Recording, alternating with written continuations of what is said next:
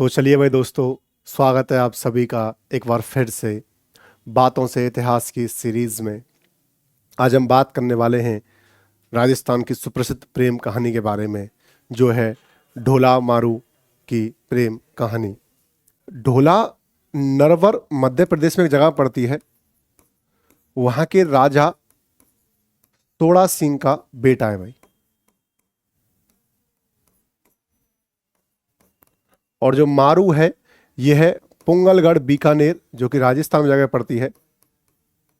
वहाँ के राजा की बेटी है कौन? मारू। तो आपको पता है कि देखो, जो मध्य प्रदेश जो मालवा है, वो जगह जो कोटा की जो सीमा लगती है वो मालवा से लगती है। क्योंकि मालवा में हाँ नदियाँ बहती रहती हैं, चाहे बारिश पड़े या ना पड़े। तो बारिश नहीं पड़ेगी तो फर्क नहीं पड़ता, पानी वहाँ हर समय रहता है। और पानी बहुतायत मात्रा में होगा तो वहाँ पर फसल अच्छी मात्रा में उत्पादित होती है। तो माल फसल यानी माल, तो उसका मालवा क्षेत्र उसका नाम पड़ा।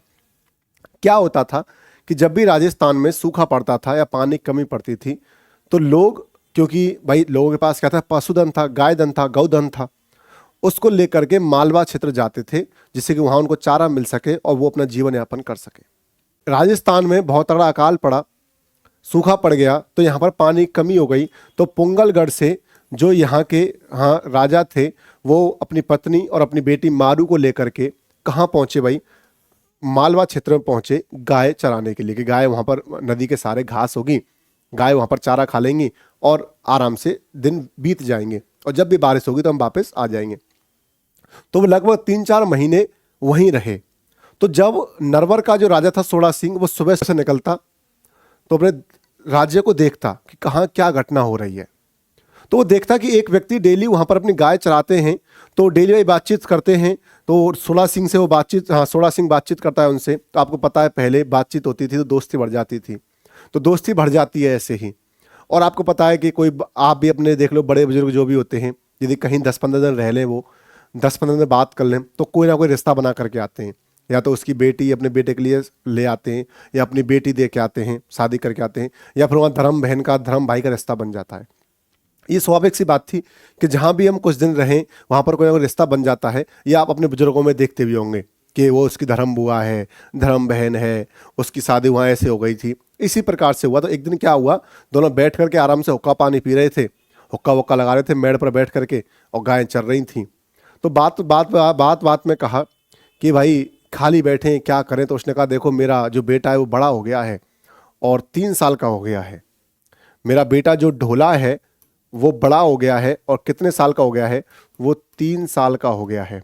तो उसने कहा, अरे वाह। तो उसने कहा कि मेरी बेटी जो मारू है वो भी बड़ी हो गई है, और कितने साल की हो गई है भाई? 1.5 साल की हो गई है। तो जब ये इतने बड़े हो गए तो क्यों ना जिम्मेदारी दी जाए, और दोनों की शादी वहीं पर बिठा के करा दी गई। एक पंडित जी को बुलाया, उन्होंने कहा कि भाई फेरा करा दो इनके, और शादी करा दी। क्योंकि बाल विवाह था, बाल विवाह को हम वैसे ही बढ़ा चढ़ा कर नहीं बता सकते, अभी भी और तब भी। तो केवल लड़की के माता पिता और लड़के के माता पिता थे, और बाल विवाह हो गया, पंडित जी थे। अब क्या हुआ, जैसे ही राजस्थान में सूखा खत्म हुआ तो पिता वहां से आ गए मारू को लेकर के। अब 2-3-4-5 साल में जैसे ही ढोला 6 साल का हुआ, ढोला के पिता और माता दोनों की ही मृत्यु हो गई। तो अब ढोला नरवर का राजा बन गया, और मारू कहाँ पर है? पुंगलगढ़ बीकानेर। और आपको पता होगा कि 1-2 रस्म होती है। एक होती है शादी, होता है गौना। गौना होता है कि जब वधू को लाया जाए। भाई देखो, 1.5 साल की लड़की को तो हम शादी करके ला नहीं सकते। जैसे आप देखते हैं आज भी समाज में ये व्याप्त है कि 2 भाइयों की शादी होती है तो बड़े वाले की बहू को लेके आते हैं, छोटे वाले को बोलते हैं जब वो पढ़ लिख के थोड़ी सी बड़ी हो जाएगी, पढ़ लेगी लिख लेगी, तो गौना होगा, तो उसको गौना बोलते हैं। तो क्योंकि गौना हुआ नहीं था तो ये इनके साथ ही चली गई थी। तो हुआ क्या कि जब इसके माता पिता मर गए तो 6 साल की उम्र में ये राजा बन जाता है। कहाँ का भाई? नरवर मध्य प्रदेश का। अब राजा बन गया तो ये इसकी समय बीतता गया, ये 11 साल का हो गया, ये भी साल लगभग 9.5-10 साल की हो गई थी। तो अब इसने सोचा क्यों ना, मेरी उम्र इतनी हो गई है, क्यों ना शादी करी जाए। तो वो शादी करता है। अब शादी करेगा तो भाई शादी के लिए कोई राजकुमारी चाहिए, तो ये मालवा की एक राजकुमारी से शादी करता है ढोला। उसका नाम था मालवण, क्योंकि मालवा की थी तो उसका नाम क्या हो गया भाई? मालवण हो गया। मालवण से शादी कर लेता है, ठीक है। क्योंकि ढोला को ये नहीं पता है कि उसके माता पिता ने उसकी शादी करा दी है, क्योंकि वो तो मर गए भाई, और ढोला को तो क्या पता होगा 3 साल के बच्चे की शादी हुई है, तो वो मालवण से शादी कर लेता। इधर क्या होता है, इधर इसके माता पिता मारू को बता देते हैं कि भाई तेरी शादी हो चुकी है, तो तेरे लिए हम कोई योग्य वर ढूंढ नहीं रहे, क्योंकि एक योग्य वर से शादी हो गई है। अच्छा, पहले प्रथा हुआ करती थी कि जब भी अब लड़का लेने आएगा तो लड़का पक्ष पहले खुद लेने आएगा, लड़की पक्ष उसको नहीं बताएगा। और पहले फ़ोन वोन थे भी नहीं कि फ़ोन कर दिया जाए कि भैया लेने कब आ रहे हो। ठीक है, तो मारू उसकी प्रतीक्षा करती है। अब यहां पर 11 साल के ढोला ने और मालवड़ से शादी कर ली है। अब मालवड़ बड़ी चालाक किस्म की औरत थी भाई, बड़ी चालाक थी। तो उसने पता चला कि ढोला की शादी मारू से हो गई है, और ये बात ढोला को नहीं पता है। और यदि ढोला को पता चली तो क्योंकि मारू की शादी पहले हुई थी ढोला से, तो कहीं ना कहीं वो मारू को मुख्य महारानी का दर्जा देगा। तो मालवड़ एक चाल चलती है, और मालवड़, और आपको पता है कि उस समय पर केवल साधन था पत्र। तो मालवड़ जितने भी डाक विभाग के कर्मचारी थे सबको बुलाकर बैठक करती है और कहती है कि जो भी पत्र पुंगलगढ़ से आएगा राजा जी के नाम, वो पत्र राजा जी को ना पहुंच करके मुझ तक पहुंचना चाहिए। अब भाई उनकी बात तो कैसे टाली जाए, तो तुमने कहा ठीक है साहब आप तक पहुंचा देंगे।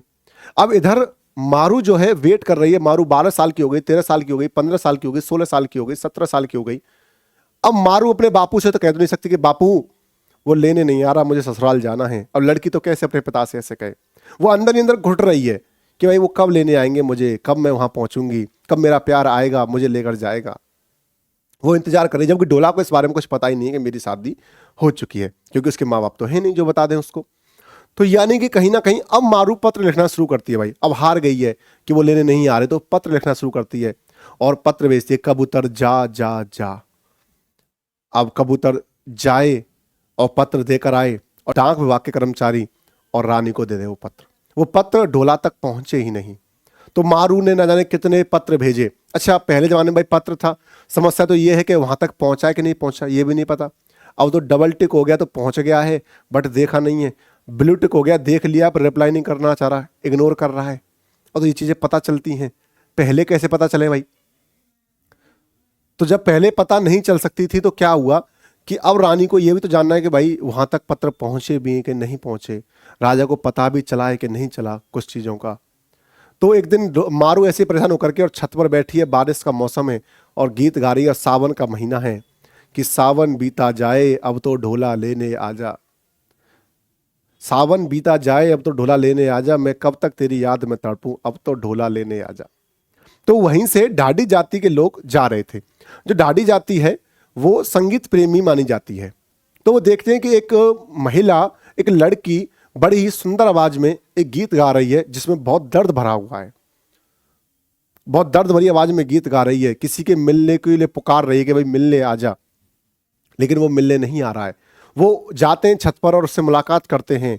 तो मारू कहती है भाई देखो मैं अपने पापा को तो नहीं बोल सकती, पर तो मैं अपना दर्द बांट रही हूँ कि मेरी शादी ऐसे ऐसे हुई थी और अब तक वो मुझे लेने नहीं आए हैं। मैंने पत्र भी भेजे हैं, पत्र वहां तक पहुंचे नहीं हैं।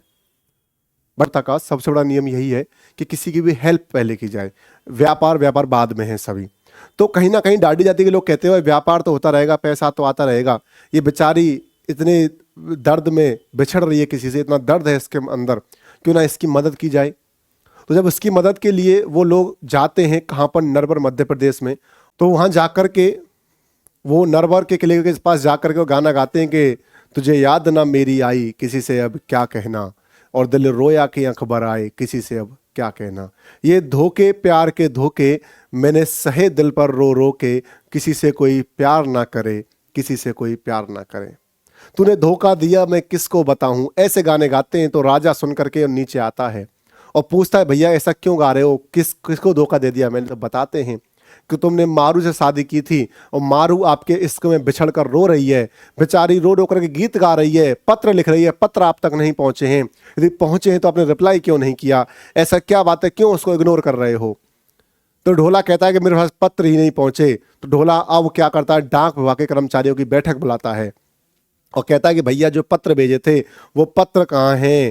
होता है कि डाक विभाग के कर्मचारी राजा से झूठ नहीं बोल सकते। वो बोलते हैं कि पत्र तो आए थे, पर रानी ने यह कहा था जो भी राजा के नाम से पत्र आए पुंगलगढ़ बीकानेर से, वो पहले मेरे पास आए तो हमने रानी को भेज दिए। अब मालवण जो रानी थी बड़ी ही खतरनाक थी भाई, और उसे पता था ढोला उसको लेने जाएगा, तो ढोला से कहती है भाई कि इसको लेने मत जा। ढोला नहीं मानता है तो ढोला को वो किले में बंद कर देती है। और ढोला बेचारा तड़पे मिलने के लिए कि भाई मेरी एक पहली पत्नी मेरा इंतजार कर रही है, मेरी प्रेम का मेरा इंतजार कर रही है, तो कैसे जाए अब। तो मालवण उससे वादा लेती है कि पहले वादा कर, तू उससे मिलने भी नहीं जाएगा, तू उसको लेकर भी नहीं आएगा। तो इस बार वो उससे वादा कर देता है, ठीक है भाई लेने नहीं जाऊंगा, अब गेट तो खोल दे। अब गेट खोल दे जाते हैं, पर क्योंकि जितनी चालाक मालवण थी उससे ज़्यादा चालाक ढोला था। अब ढोला क्या करता है, रात को 1 बजे जब सब सो रहे होते हैं, दबे पाँव वहाँ से चप्पल हाथ में लेकर के निकलता है, ऊंट पर बैठता है और जाता है मारू को लेने के लिए।